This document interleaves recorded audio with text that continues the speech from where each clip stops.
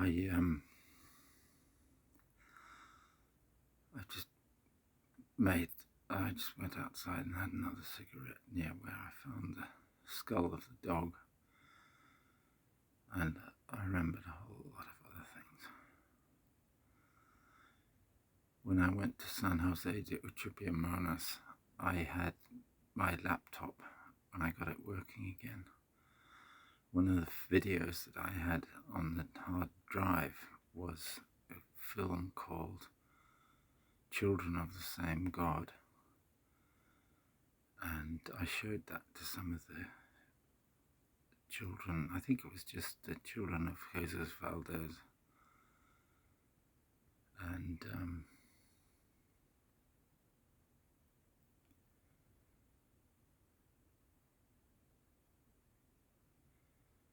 I had that and The Fifth Element.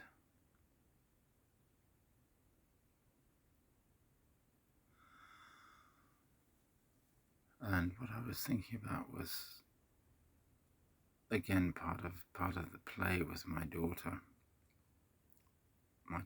play. I was also thinking about the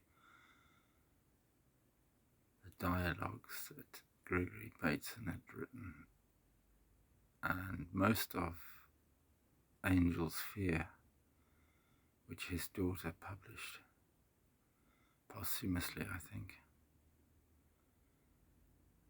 He called them metalogues, I think. It takes that form of conversation.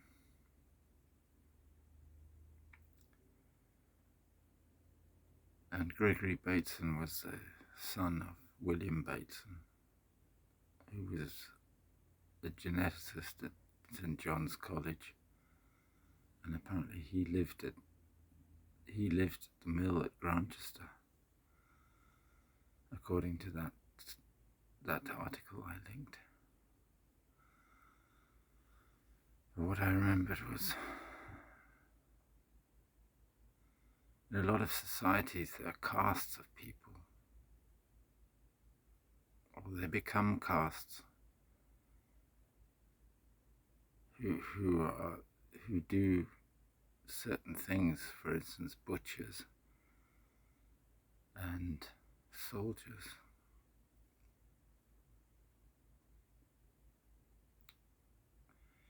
Because they do those things for their community, but they're damaging things. And they're in a sense the opposite of a kind of priest class who live a pure life.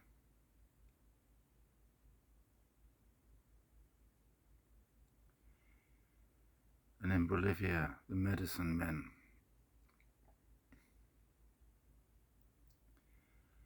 a lot of the ceremonies around traditional medicine, well, in San Jose anyway, they all involved smoking and alcohol.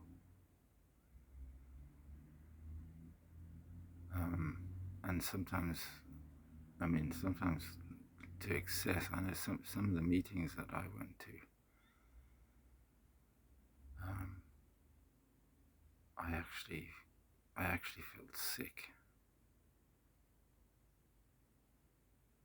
I really felt drained of energy and whacked afterwards. Some of those with Don Ray.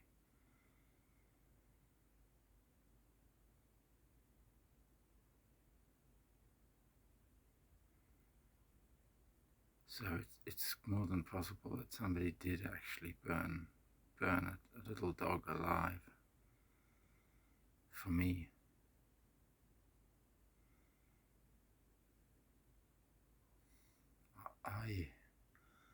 Thinking about what that WWII Don Aurelio said about having meetings and needing stronger medicine. I kind of made up a story about the WWII. I told people in Cochabamba without any actual knowledge of this. It was my imagination. It was that after the War of the Pacific, Bolivia lost access to the sea, And the WWII would have travelled by sea. That would have been one of the, I imagined, that working out the merchant navy and things like this would have allowed them to travel abroad without money, without much money, and that the War of the Pacific had cut the WWII off from the sea and the sea routes, and that I had the idea that maybe after the War of the Pacific that was the cause of a century of war.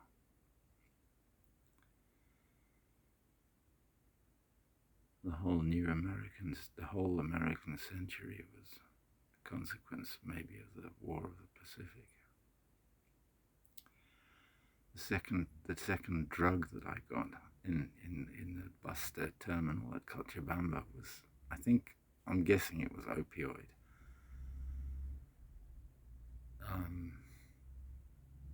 Made me behave in the strangest way. I felt I was being tested. I was being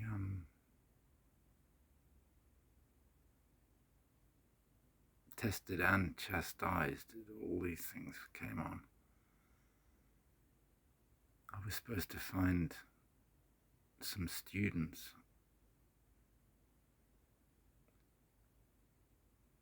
and I imagined that all the young people coming through the door were my students or something, and I was sitting there grinning at them like an idiot. And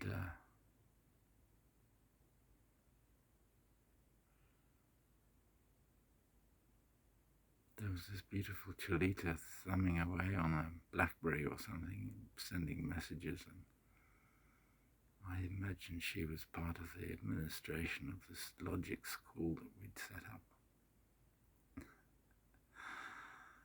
And then I realized that my ego had gone through the roof, and I thought, no, you've got it all wrong. You're actually the student. You're trying to find a school. And so I went outside, and I was wearing a pair of socks. Somebody had given me a pair of socks because I'd been walking around barefoot after having thrown away my shoes. I'd walked around barefoot for a couple of days. And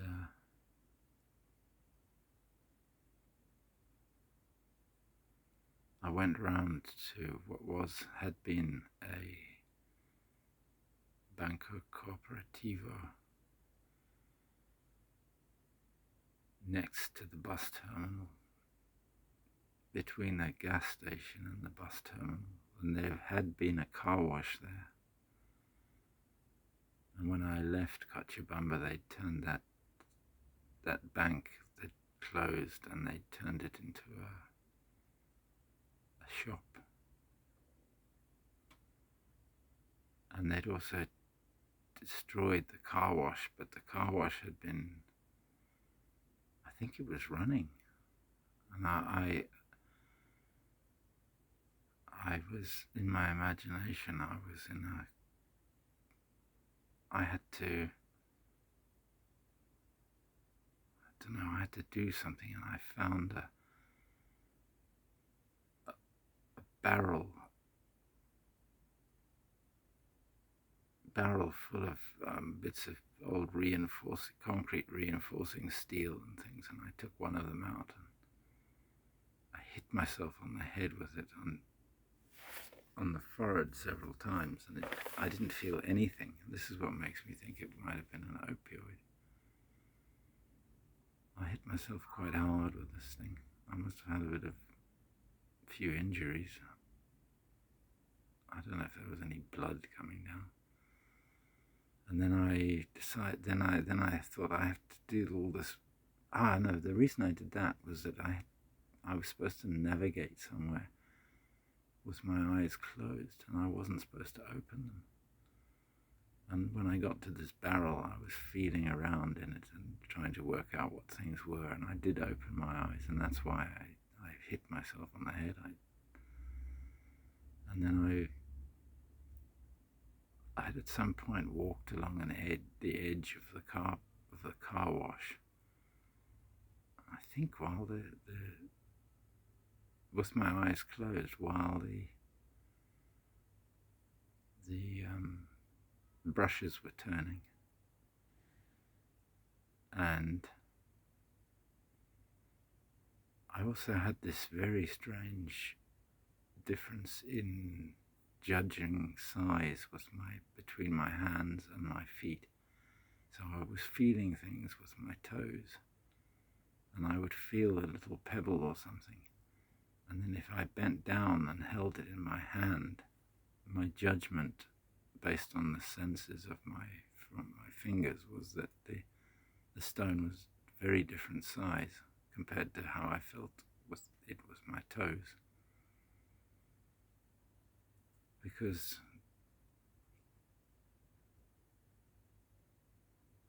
I think it was the day before that, I'd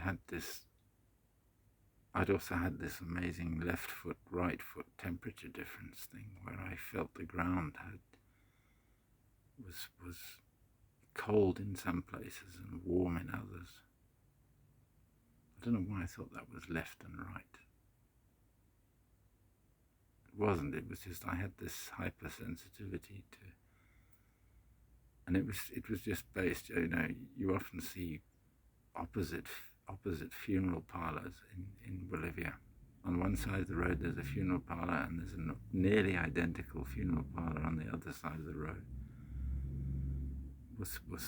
And I would go to these two, and they had completely different temperatures. One was usually cold and the other was warm. And I studied some of the differences, and in some of them the paintings there's often a common motif on coffins and things. And on some of them the flowers were big, and on others the flowers were small, and I don't know what was going on. And it was the same with churches. There was an evangelical church in a little rundown building, and the ground outside was freezing. And the ground outside the Catholic church I think this was Quillacollo, the Catholic church. This was all in Quillacollo that this happened. The ground outside the Catholic church there was warm. I think I slept there. That was probably that was the first night. I wasn't really sleeping, I was just walking around. I was there. So this was like the day after that, the morning after that, the guy with the cuts in his face gave me this drink. So after all this, I realized, no, you've really messed up. You haven't found you're not the prof, you're the student, and you failed, you flunked your entry.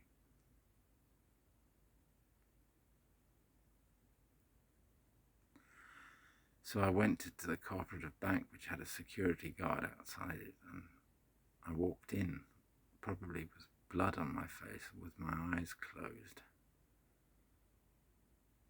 And I think I opened them I must have opened them when he said, maybe I had them closed. I knew that there was a guard with a shotgun and because there always is, a shotgun, and maybe I looked at that situation and then shut my eyes and walked into him. And he said, "What have you come here for?" And I said, "To sacar la plata." And he said, "Whose money?" I said, "La plata de la gente."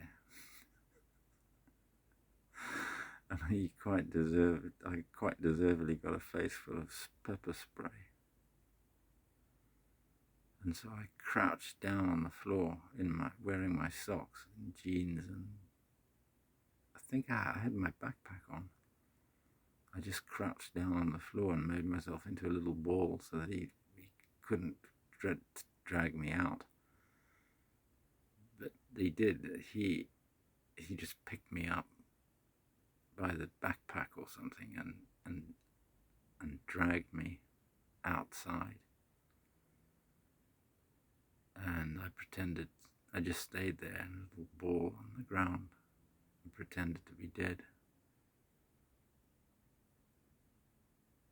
And I heard this voice saying, "Oh no, he's not dead, it's all right. He'll just go back to WWII for 3 days and then he'll be fine." And it was as if someone was explaining to the policeman something. And then there was some trickle of water. I thought water, and I thought, oh God, he's pissing on me. And at some point, I was lying on my side, bundled up, and trying not to breathe, trying to hold my... No, I was trying to breathe very gently so that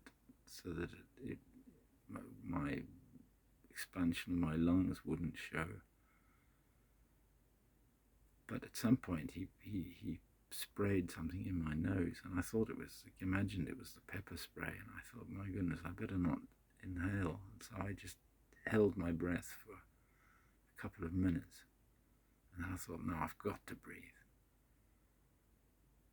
So I let myself breathe, expecting a burning, and nothing happened. I was fine. And so I got up, I waited, and it sounded like everyone had gone away, and I got up and I went and sat down with my back to the car wash. And there was a guy sitting there as well, and I went to kind of talk to him or something. He said, and he ran off. And then I just kind of carried on with my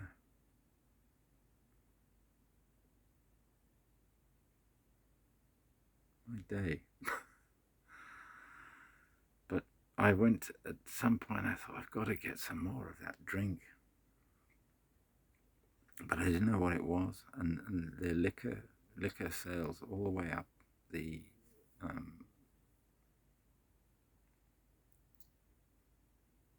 street. I used to know the name of the street.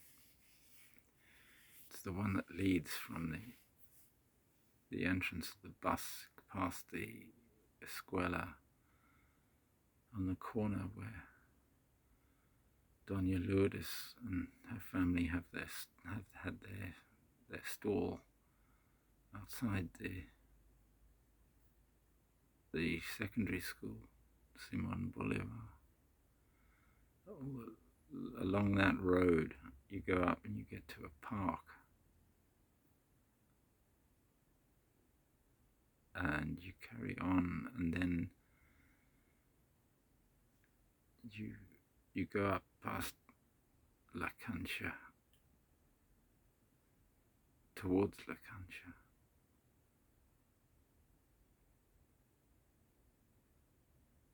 La Cancha or La Pampa. Anyway, on the left there's an area where they sell plants and things, and there's a newspaper stand on the corner, and on the right there are all these bottle stores that sell all sorts of liqueurs and alcohols, expensive alcohol, things like whiskey and drambuie and Cointreau and whatnot, imported liqueur. And I was wandering through this, looking for bowls, and I thought, oh, I have to choose something. I have to choose some spirit. And I thought about bowls and Lucian bowls, and I thought about my mother and all these stories and Cointreau, and I didn't know what to choose. And I only had about 20 pesos anyway. So I was completely lost at that point. But at another point, I'd been looking at this, and on this newspaper stand there'd been something about the War of the Pacific.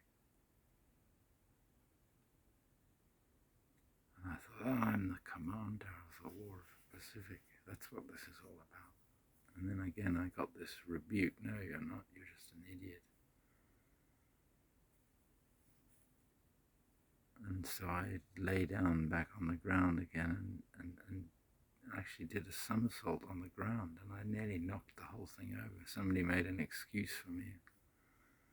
My behavior on that stuff was really bizarre.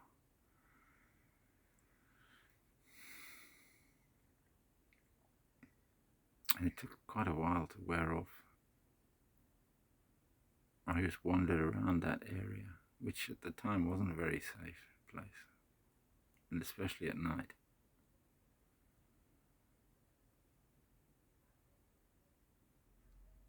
Certainly didn't feel it to me. And I spent the next 2 or 3 days on the streets until I got bitten by that dog. I can go on about that, but what I wanted to mention was this film, Children of a Lesser God, Children of the Same God. And while I was having my cigarette, what I was thinking about was Angel's Fear and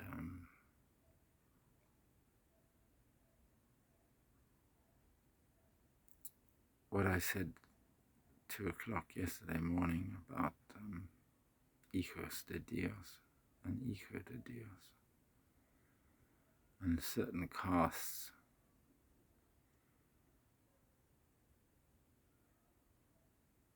and Nazism I was thinking about, and denazification, and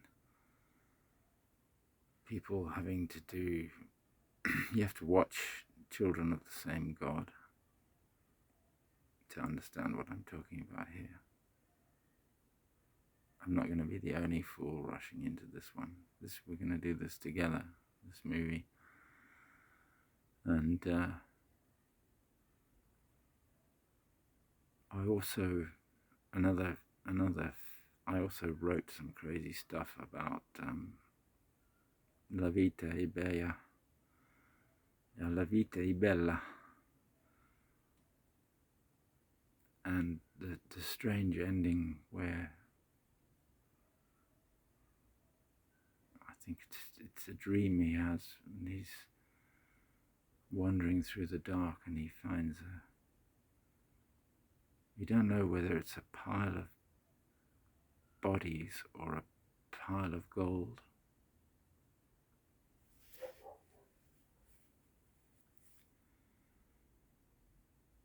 I couldn't tell because I was only watching it on a rip-off DVD copy, which was a small box in the middle of my screen, so it was really hard to see what that actually was. And I thought about all the Swiss banks and the Nazi and the Jewish gold that ended up in the Swiss banks and things.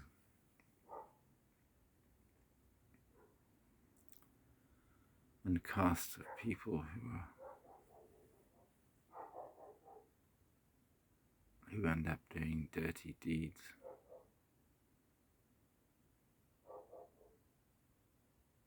Wow.